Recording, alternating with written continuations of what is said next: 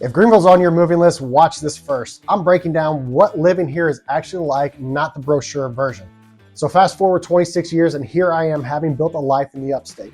But here's the thing they don't always tell you in the glossy brochures or the best of lists. Every place, no matter how picturesque, has its other side, its trade-offs. So if you're sitting there maybe scrolling through Zillow listings, wondering if Greenville, South Carolina is the right move for you, for your family, for your career, you're in the right spot. Today, we're going beyond the postcard. We're having the real talk. We're diving deep into the everyday pros and cons of calling Greenville home. So you may be asking why the video, why the deep dive? Because relocation just isn't about checking boxes. It's emotional. It's one of the biggest decisions you can make. I get DMs all the time from people saying, it looks amazing, but is that really what it's like? They're not just asking about the weather. They're asking, will my kids be happy here? Will I find a good job? Will I sit in traffic for 2 hours a day? Is this a place that's growing or is it kind of stuck? Those are the million-dollar questions that we always get every day. Now, Greenville has exploded in popularity over the last decade and for good reason. It's been slapped on every top 10 downtown and best places to live list you can imagine. But with that kind of hype comes a reality that sometimes gets glossed over. Every pro has a potential con hiding in the shadows. That's the amazing sense of community. It might feel a bit limited at first. Those gorgeous mountains, they're a drive away and the city itself is getting flatter and fuller with construction. My goal today is to be your insider, your honest friend who's lived it. We're going to break it down into big categories you actually care about: raising a family, finding work, dealing with traffic and getting around, what the future looks like, and yeah, whether you need to own an umbrella or a snow shovel. We'll cap it all off with 5 clear pros and 5 honest cons. This isn't to scare you or sell you a dream. It's to empower you with the full picture. Now let's get into it. Pro number 1, the Greenville vibe and family life. Let's start with the heart of it, the day-to-day vibe of what it means for families. This is arguably Greenville's biggest selling point. There's a noticeable sense of intentionality here, especially downtown. It's not an accident. It was meticulously planned to be a walkable, beautiful, and community-focused downtown area in Greenville. So now let's talk about Falls Park. It's the crown jewel, but it's just the start. You've got a clean, safe Main Street with a great mix of local boutiques, bookstores, and fantastic restaurants from casual to high-end. Now, there's free concerts at the TD stage, festivals almost every weekend, and the general feeling that the city is built for people, not just cars. For families, it's a gift. You can spend a Saturday morning at the market, you can go to the Children's Museum, ride the trolley, get ice cream at Spill the Beans, and let the kids splash around the fountains, all without ever getting back in your car. Let's talk about the parks and the great outdoors. Well, kind of. The Swamp Rabbit Trail, it's a game changer. It's a 22-mile paved trail that connects Travelers Rest to downtown Greenville. We're talking biking, walking, running, strolling. It's a linear park that gets you outside. You've also got Cleveland Park, the zoo, and Paris Mountain State Park that's just a short drive away. It's easy to be an active family here in Greenville, South Carolina. All right, let's talk about the community feel. This can be a pro or a con depending on your perspective. Greenville, and particularly its suburbs, often has a strong neighborhood feel. Block parties, community pools, local sporting leagues. People are generally friendly and welcoming. There's a big focus on church and faith communities if that's your thing. For young families, it can feel like a supportive bubble, so that's a good thing for families. Now let's talk about the flip side for families. That ideal community can sometimes feel uniform. Diversity is growing, but slowly. The public school system, Greenville County Schools, is massive, and its quality varies dramatically by neighborhood. It's a highly district-driven school system, so doing your own research on school zones is highly recommended. Many families feel pressured to aim for specific suburbs like Simpsonville, Five Forks, or certain parts of Greer for top-rated schools, which leads us directly into our next point: employment and the cost of living squeeze. So can you make a living here? The short answer is yes, but the landscape is specific. Greenville's economy has deep manufacturing roots. Think BMW, Michelin, GE, and the backbone is still incredibly strong. It's a hub for advanced manufacturing engineering and the automotive supply chain. If you're in those fields, this is a target-rich environment. The downtown renaissance has also spurred growth in finance, tech, and professional services. The Prisma Health and Bon Secours hospital systems are huge employers, so there are jobs available. The pro, a lower cost of living than major coastal cities. Your dollar stretches further, on things like groceries, utilities, and yes, housing compared to New York and San Francisco. Now the con, the squeeze. This is crucial. Local salaries have not kept up with the pace of skyrocketing cost of living, especially housing. That low cost of living tag is getting outdated fast. People moving here from New York, California, or the Northeast might still find it a bargain, but if you're coming from a similar size Midwestern city or a local trying to buy your first home, it's tough, I'm not gonna lie. The market is competitive and rents have soared. You might get paid a Greenville salary while competing for housing with people who sold a house for $1 million elsewhere, and it can create a real pinch for those type of buyers. If you're interested in moving to the area but find the prices too competitive, reach out to me and I'll help you find the right home for the right price. All of my information is in the description below. Can't wait to hear from you. Now let's talk about one major con, getting around the traffic, the sprawl, and the car-dependent reality that is Greenville. And this brings us to the single biggest daily frustration for most locals, traffic and transportation. Let's be brutally honest, public transportation is basically non-existent for most people.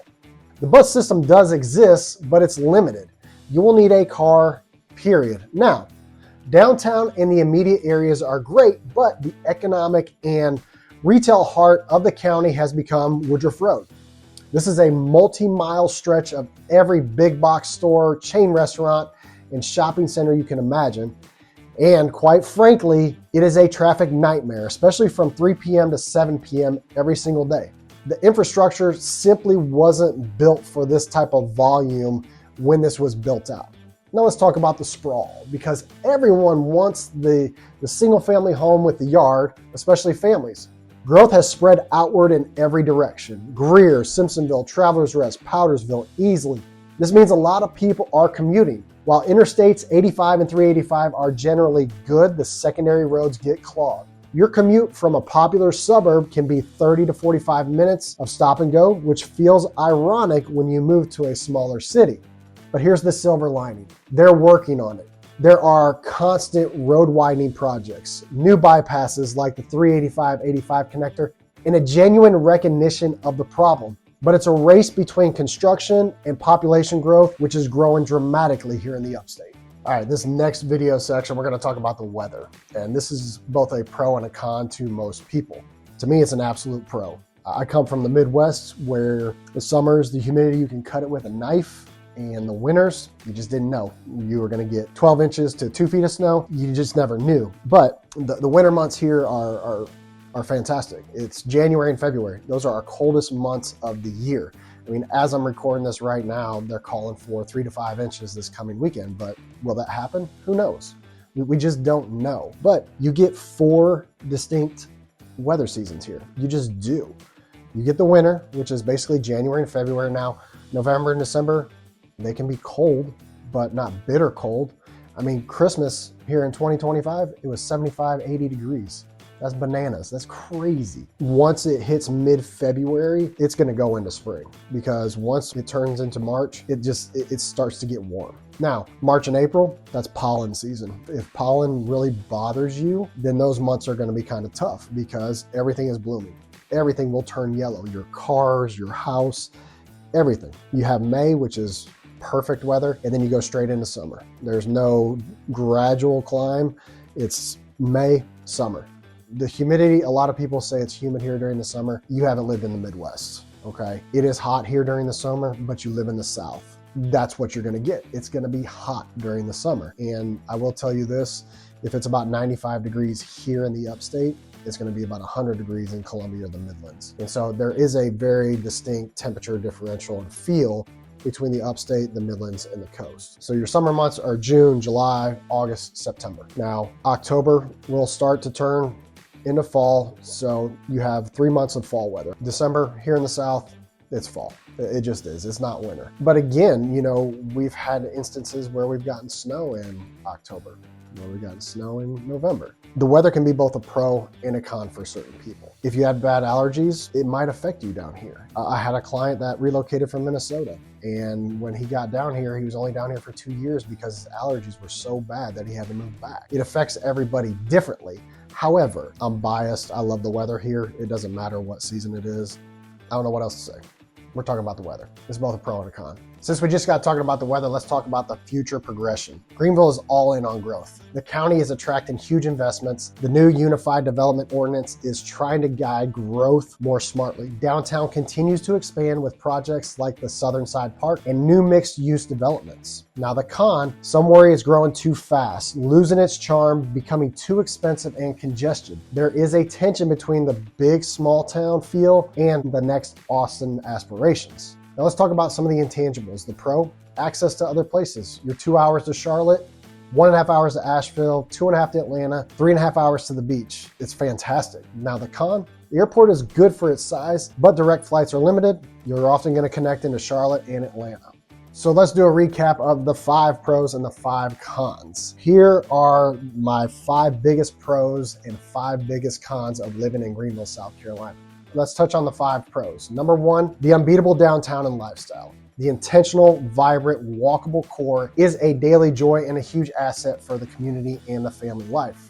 Number 2, access to nature and activity. The Swamp Rabbit Trail, proximity to the mountains and lakes, and great parks make an active lifestyle easy. Number 3, a strong, diverse economy. The robust job market anchored by major international companies, especially in engineering and manufacturing. Number 4, climate. It's mild. Enjoyable seasons with short, mild winters and a beautiful long spring and fall. Number 5, the sense of community. A general, friendly, welcoming atmosphere with a focus on family and neighborhood connections.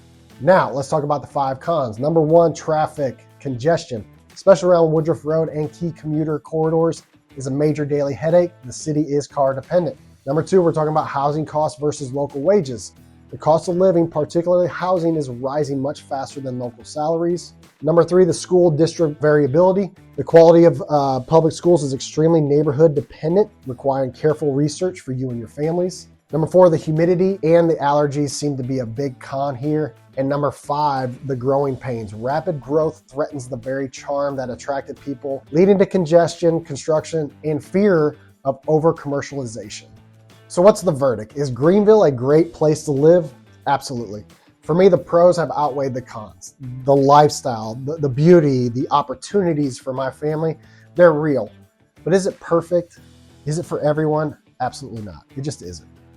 If you crave walkable urban life without northeastern prices, if you work in certain industries, if you want 4 seasons and a strong community for your kids, Greenville might be a home run. But if you are deeply sensitive to traffic, if your career field isn't strong here, if you need robust public transit or a completely temperate climate, you might feel the friction. So what's my biggest piece of advice? Come visit, but visit like a local. Don't just see Falls Park. Drive out to Simpsonville at 5 p.m. on a Tuesday. Go to the grocery store on a Saturday. Sit in a neighborhood coffee shop and just talk to people. Try to imagine your daily routine, not just your weekend routine. Greenville isn't a hidden gem anymore. It's a discovered, growing, sometimes awkwardly teenage phase of a city that's figuring out its future. And whether that future includes you is a deeply personal calculation. I hope this real, detailed breakdown helped you in that calculation. If it did, do me a huge favor, smash that like button. It really helps the channel, and subscribe if you haven't already.